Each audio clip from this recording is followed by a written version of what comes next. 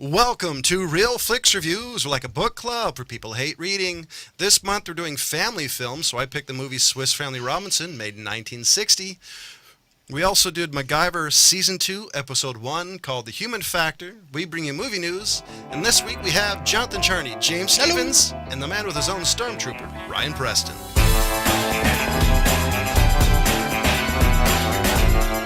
So here's the description of the Swiss Family Robinson, which is originally a book, and apparently nobody in IMDb read it. It's a Swiss Family Robinson must survive being shipwrecked on a deserted island. There's more to the story than that. No. I mean, well, it's basically that, and then shenanigans ensue. You know. Yeah. Pretty much. They probably didn't know how to spell shenanigans. There's a lot of A's in it.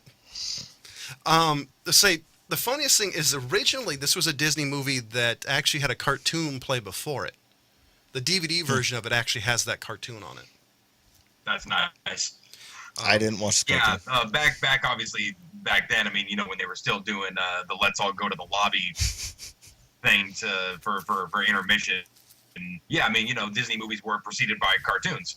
That's just how it was. I had a bunch of videos when I was a kid that always had the cartoon before the movie, but this one, name me any person who didn't want that treehouse, you know? Right? And I would say this for Disney movies, in my opinion, was the kind of the golden era of Disney family movies. When they were still making, you know, real flicks about, you know, sort of these kind of fantasy things, but not cartoons, you know? Yeah. They actually branched off into stuff like this. This 20,000 Leagues Under the Sea was Disney. I actually love this movie, and the cast is amazing. You got, you know, John Mills, Dorothy McGuire, James MacArthur, that went on later in life, actually not quite that later, to play Dano on Hawaii Five-0. Janet Morano, who unfortunately died sometime after this. So this, Yeah, she was only 38 when she died, which is kind of sad. and you had Tommy Kirk and Kevin Corcoran, who were in a lot of movies together. Matter of fact, Disney movies. So this was a very iconic cast for the 60s. Yeah. It was very good, and still kind of holds up. I mean, it being a period piece really helps that.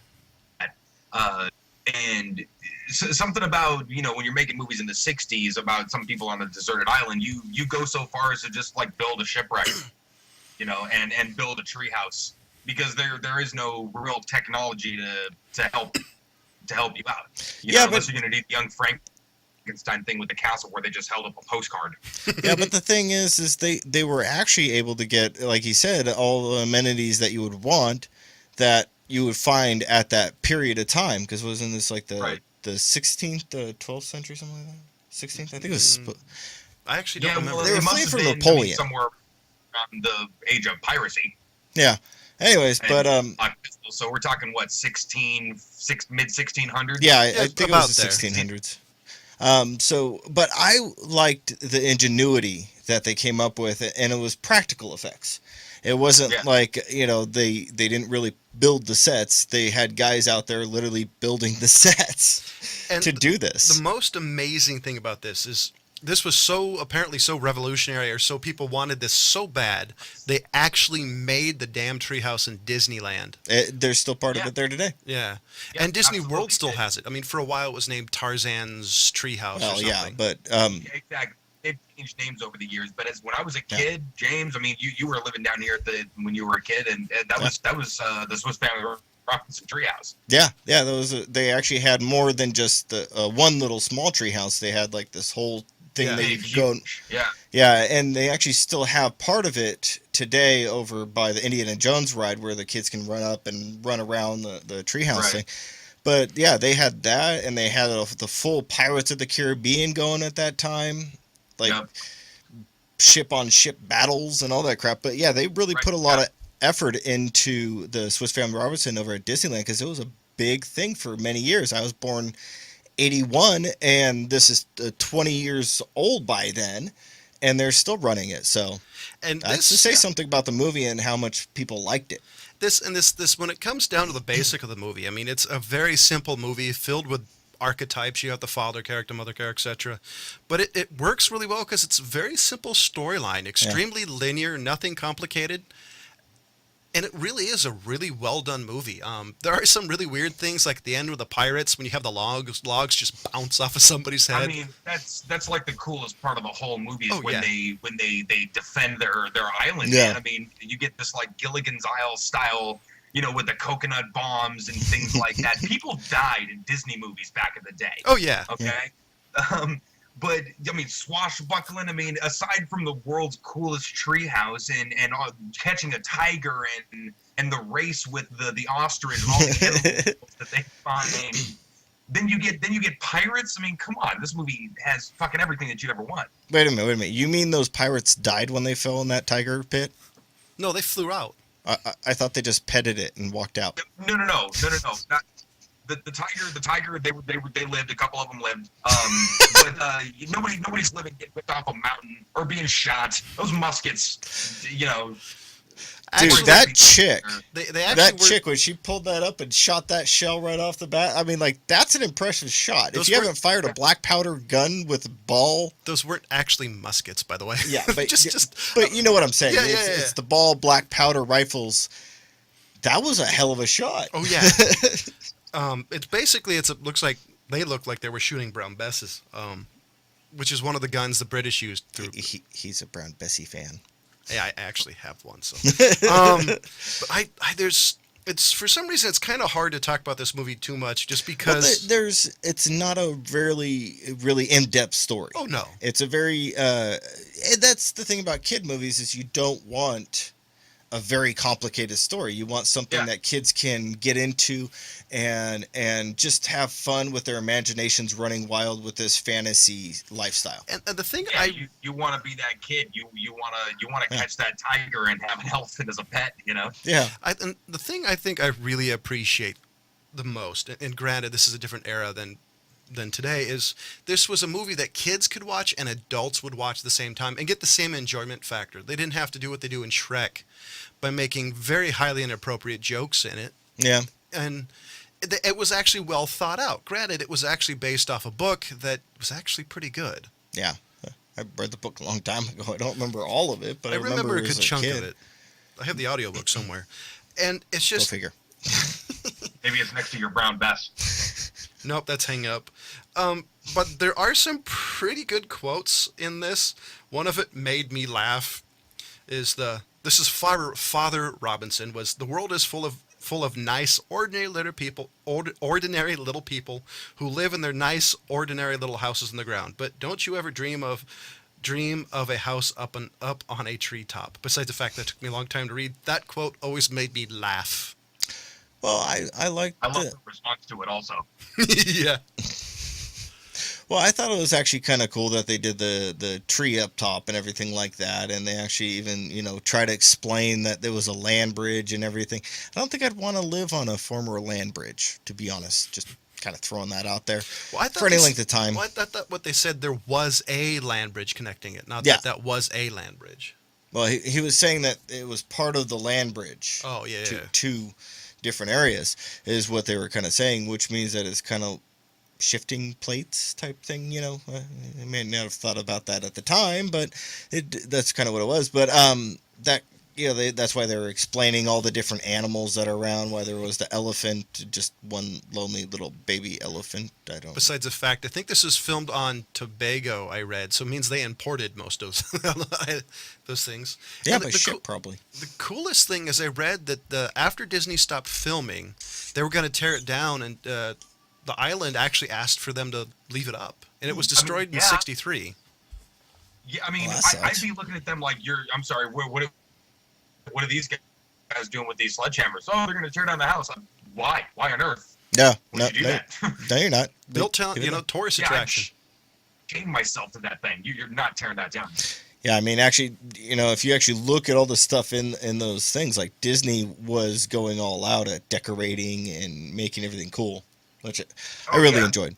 And I still think this is they had like the 90s was the golden age of Disney animation, or the second golden age.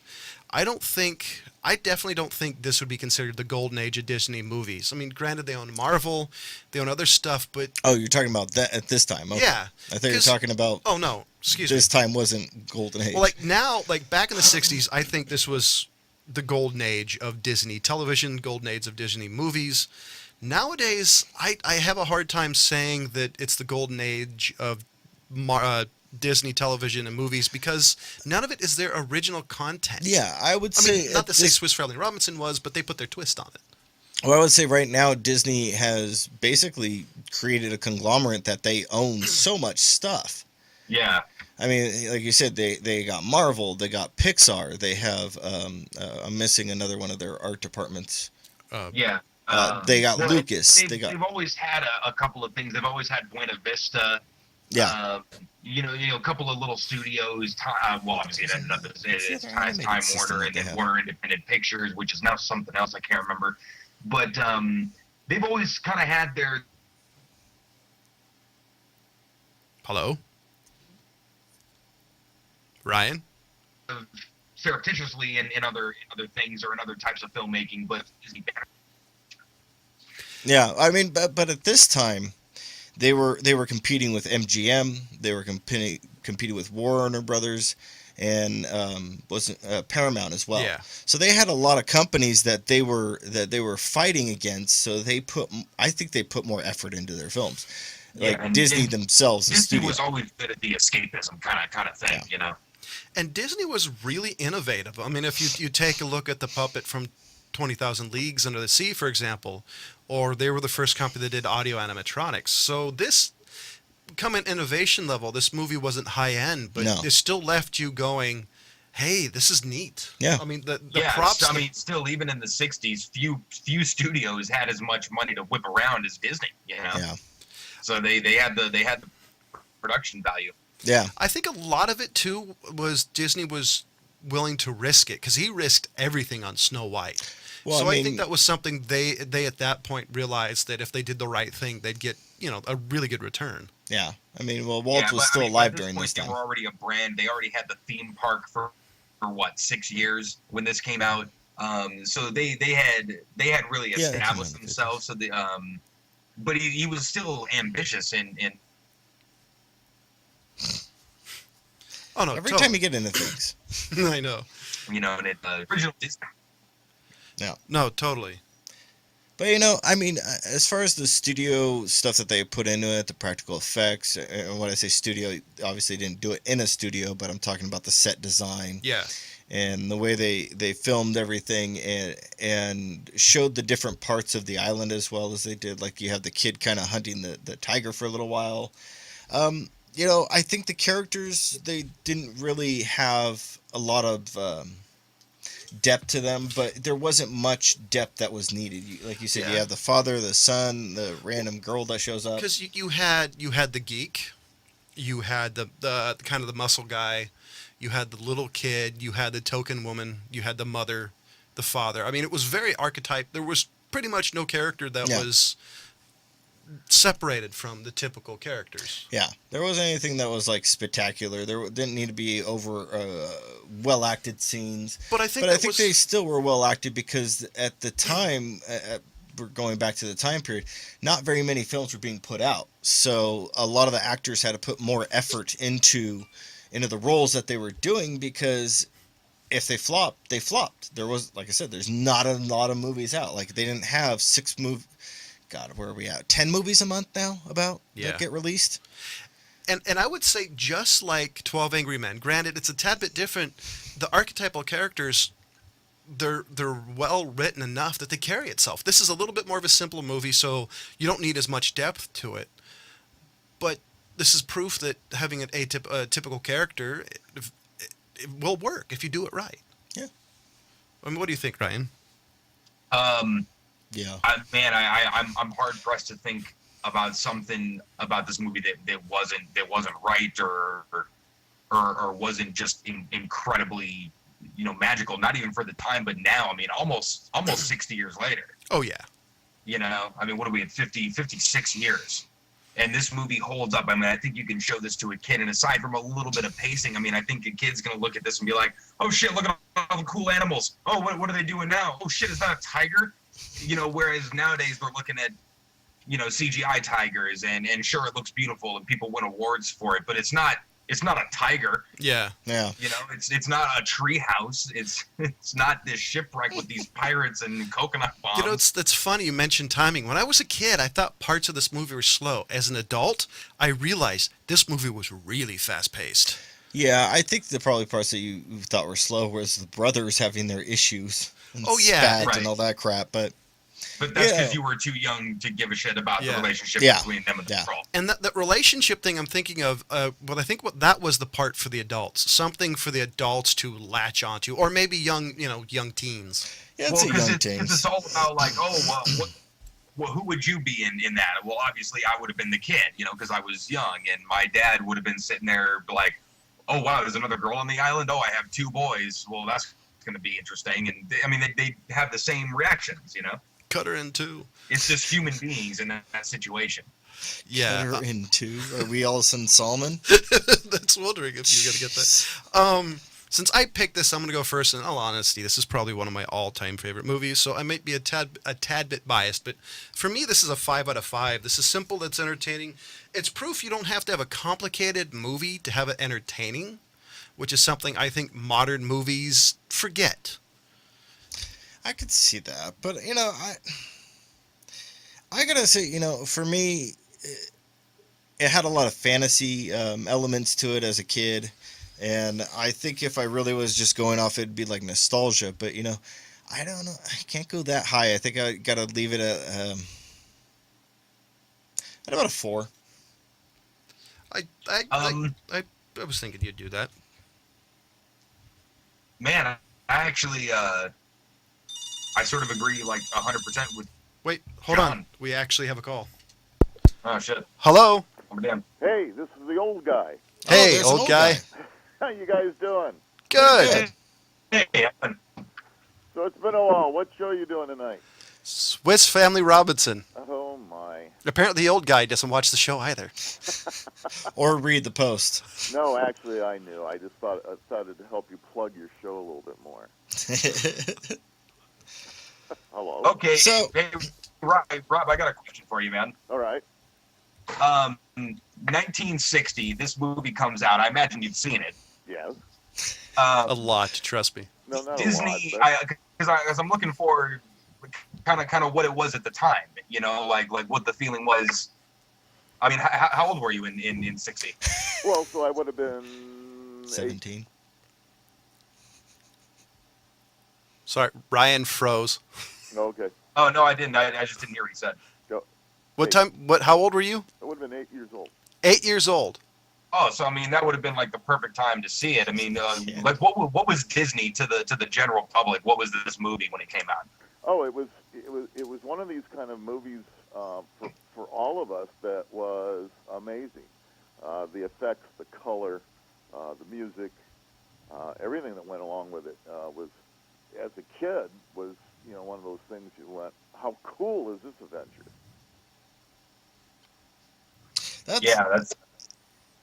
That's awesome. Yeah, that's kind of what I would be feeling at that time. But I mean, not even at the time. I mean, it was probably 1990 when I first saw this movie, and I felt the same way. You know. So, what was your rating on this, Ryan? 5, man. I agree with you absolutely. I mean, that movies kind of forgot these days how to tell just a really simple linear story without. I'm assuming he's going to say all the extra accoutrements. But let's see. So we having bandwidth issues? Yeah, a little bit. Don't we always? I'm not going to say, but just to have all these things come together in a simple way and tell this incredible escapism type of story. You know, it's perfect. So, if you were going to give it a rating, Rob, from when you can remember, what would you give it? Yeah. Well, you know what? As a kid, as the time, it would have been spectacular. It would have easily been a 5.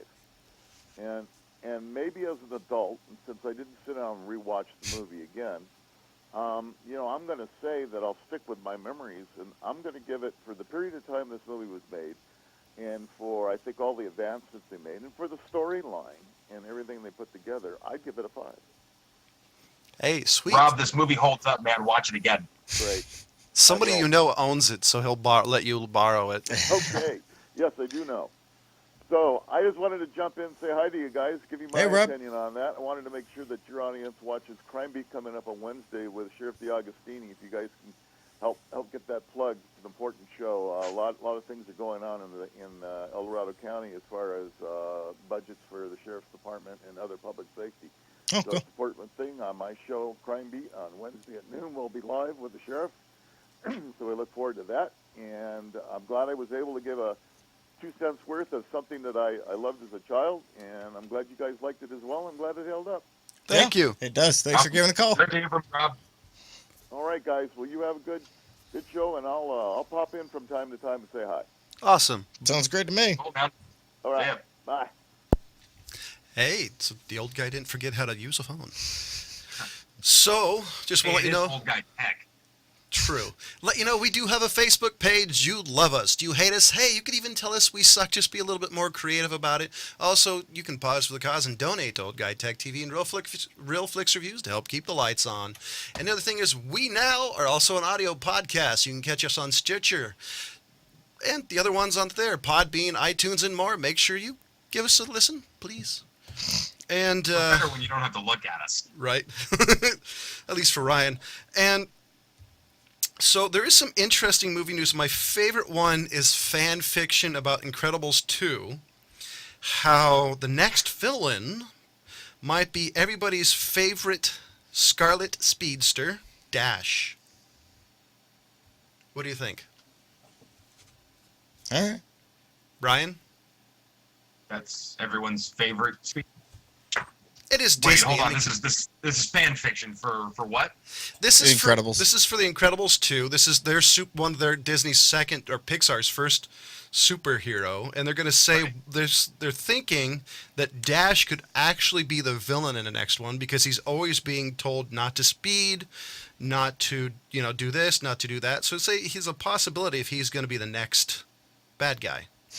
What do you think? I mean, that'd be an interesting twist. I mean, teenage angst. Yeah. Yeah. That's kind of what happened to Quicksilver. And so it's interesting. The Assassin's Creed movie with Michael Fassbender has actually released some more images. What do you think? Is this a movie you guys wanted to see? Could it be the next Tomb Raider? Which, by the way, didn't do well. I think it's an interesting enough concept, just 2 sentences on paper, that it could be good. I mean, I'd say about 50% of the actual games are really good and really tell like a kind of a cohesive story. The other ones get bogged down in the back and forth of it all. But the concept of itself, the first game concept, going back and reliving your ancestors' memories to try to find something that's hidden in the present, that could be really, really interesting. Yeah. Do you think they would do it? Do you think they do it well or do it justice? I mean, the problem with the Tomb Raider thing is that the game was an adventure game with a female character, kind of turned a little too much sex. Do you think they won't kind of do this the same thing? It'll be about, flash in the pan. I mean, see, that's definitely a risk. I mean, there's all kinds of ways to mess this movie up. Prince and of there's Persia. a few ways to do them really good. Because I'm worried at being like Prince of Persia or Wing Commander. Both movies I find entertaining, but they're not good movies by any. No. That's a good point. The track record for these kinds of things is not good. And one of them was actually made by a well-known director, and the other one a director who, thankfully, I think has stopped making films. The other one is interesting. There's more information on some of the new Universal monster movies that are going to be made. The Invisible Man, which is already set to star Johnny Depp. The Bride of Frankenstein, which is being read. Was doing that. The Bride of Frankenstein, which is being written by David Koepp, Koeep, and the Wolfman, and the other thing is allegedly all these characters are supposed to interact with each other, so they're all going to be in the same universe. Okay. Which is a new twist for monster movies, at least for the last, I think, 50 years. Well, without the thing of like and the Three Stooges or shit like that, or Meet Laurel and Hardy. And see, this was something I was hoping you were going to have Brendan Fraser's character from the original Mummy do, was fight all these characters. I don't think he's acting anymore. The last thing I heard was he got monkey boned. Oh, jeez. The last movie he did, was it Journey to the Center of the Earth or something like that? I heard he kind of screwed himself. Yeah, I think it was Journey to the Center of the Earth. So what do you think? I know we've talked about this a little bit. Is this something that, knowing a little bit more, that it's interesting to you? By the way, Dracula, Van Helsing, etc. Yeah. I think as far as these movies go, I think they do need remakes every so often, because these are staples of the film industry. If you look at the film industry and where it got its start, I mean, a lot of these were the classics. These are the originals that really made people fall in love with film. Yeah. I mean, like, if you talk to somebody probably on their deathbed or already in the grave, and you bring up Dracula, they automatically, think of the black and white, not the crap that was remade and remade and remade. Wait. They don't think of shiny vampires? They would hit you with their cane. Well, that's the thing, is everyone's kind of gone off and done like these really crazy versions of it and whatnot, but like James, was saying, the movie industry was almost built on the big Hollywood monsters, the Universal, big, King Kongs and things like that. But more simply just the mummies and Dracula. You could remake Dracula. Everyone's got their own Dracula. See, I'm really looking. Made 14 Draculas from 1927 to 1940, and all of them starring what was it, Jason? No. Well, Boris Karloff did the first one. Oh, the guy that just died. He was in Lord of the Rings. Bela Lugosi do a couple. He was in a lot of them. Yeah. I forgot what his name. He was in Lord of the Rings. He played one of the bad wizards. He was in a good portion of them. You had Lon Chaney as the Wolf Man. I can't think of the name. I was gonna go. I would have said Lugosi, which where he went. I see. I'm hoping they're good. What I'm really looking forward to is a vampire movie that, is more towards Interview with a Vampire than Twilight. A little bit more serious essay in it, if you will.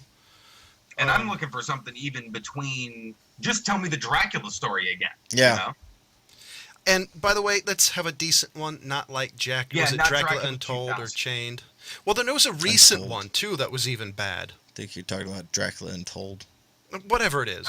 Dracula. Oh yeah, Dracula Untold. That was pretty recent, and that was terrible. Same basic thing.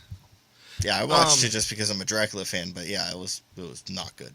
Ugh, I don't believe the fact you watched it. Kind of. Unfortunately, I've seen it. I'm a fan. I'm a fan of the Dracula. Christopher Lee is the gentleman I was thinking of. He played a lot of Dracula movies. I think they do need to be remade, and hopefully, they try to set a standard with it. But it seemed like, I think the Wolfman, the most recent one, was subpar. Was that with Benicio del Toro? Yeah, it was subpar as far as the Wolfmans go, but it was one of the better retellings in the past 20 years. Yeah. So, yeah. But as far as the standard of it goes, it was subpar. So, everybody's got their own little versions. Like Jack Nicholson did Wolf in the 90s. American Werewolf in London. Yeah, American Werewolf in London, and yeah. See, that's the thing though. Is after a while, it's not just the story of the Wolfman. It's the Wolfman and the something. Wolfman and the adventure of eating the guy in London. See, that kind of stuff. Here's what I'm hoping. I'm hoping instead of a modern take on it, I want them to go back in time. I want this to be a period piece. Because I think if this was a period piece, I think it would be amazing. I'm kind of tired of, hey, look, it's Dracula in 2016. It kind of sucks, honestly, and I don't mean that as a pun. The movies are horrible. And especially for stuff like The Mummy. I need that set in the 1920s. Yes. You know what I mean? Like Indiana Jones time. Yeah. When it's sort of the height of this the early archaeology days and whatnot, with limited materials and people scared of superstition and. Yeah, I would be cool. Why don't you do Wolfman World War II period or World War I period? Yeah, that'd be interesting. See, Hey, Better than the horse Pay movie or attention. whather the hell that was. Yeah, because these It was a horse legends movie. don't Oh, don't, yes, don't the war really horse. exist anymore. But I mean, they did still kind of, back in you go back far enough. Yeah. And see, another piece of movie news is an answer to every geek's angst versus Lucas. There was a gentleman who was actually in the movie, says even Grado thinks Han Solo shot first. So you hear it first. I thought that was settled already. No. And I thought it was pronounced Greedo. Grado, hey, come on. I can't pronounce anything. He's French. Oh, jeez. So I thought that was interesting when the guy who was in it said Han Solo shot first. Yeah. Look, he knew the version of the movie that he filmed. Oh, yeah. Well, I mean, they go back and make the shit in the 90s. I mean, that doesn't do anything to his shoot day. Yeah. Oh, and another little tidbit of movie news is Hugh Jackman is going to be doing the last Wolverine movie again. He's going to play Wolverine for the last time again. Is this Wolverine going to be even more jacked than the first one? Well, I commented on the post because Stan Lee posted it up on his Facebook thing. And, I comment on there like, isn't this like his third or fourth time saying this? And somebody actually replied back and said he's trying to go out on a good note. And, I think that really summed up why Hugh Jackman has been returning to the Wolverine role. Wait, you mean Legends of Wolverine wasn't a great movie? Well, I gotta say, though, I mean, Hugh Jackman or Wolverine plays Origins? Wolverine really, really well. The problem But is the script surrounding sucked. plot line of it has always killed the role. So, I gotta give him credit. He wants to leave the Wolverine franchise, but he wants to leave it on his terms, which I think is a good thing. We all remember, what it was like seeing him on the screen for the first time. Oh yeah. In the cage. I mean, that was one of the coolest scenes ever in a movie. So instead of being like Halle Berry's exit from the X-Men, just being blown off screen. And so one more piece of movie news is I read this on the Wikipedia entry regarding the Swiss Family Robinson. Apparently in 2009, Slash Films said there was supposed to be a remake of this movie by Disney called The Robinsons, starring all of Will Smith's kids and his wife. No. And I'll be honest, I really used to be a big fan of Will Smith. Not really a fan of him now. Jada Pinkett's ruined him.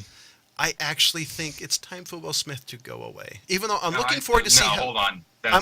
No, not a chance. Even though I'm stick around as long as he wants. I'm looking forward to Suicide Squad, though. His wife and his kids. I mean, I like Jada Pinkett Smith. I think she's awesome too. But man, the kids they need to make it on their own. Yeah. Can't just make pictures with dad. Yeah. So that being said, next week is... We haven't talked about MacGyver. Oh, well, we'll have to do it another week. We're running out of time. We're actually out of time. All right. Anyway, so next week is my pick. Ryan really wants to see, Paint Your Wagon. But I think I'm going to go a different route, and I'm going to be doing Addams Family. Nice. So the first one, right? With Rob Julia and Angela...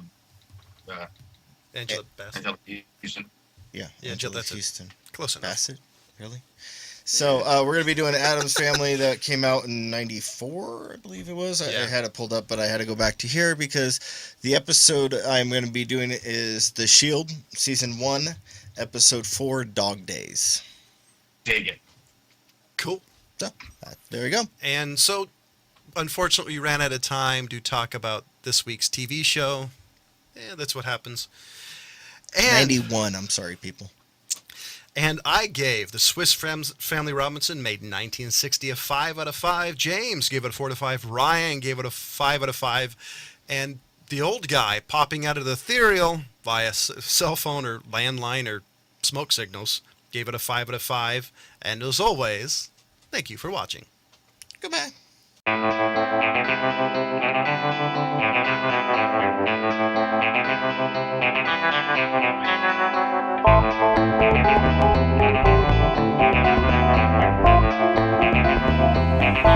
Thank you.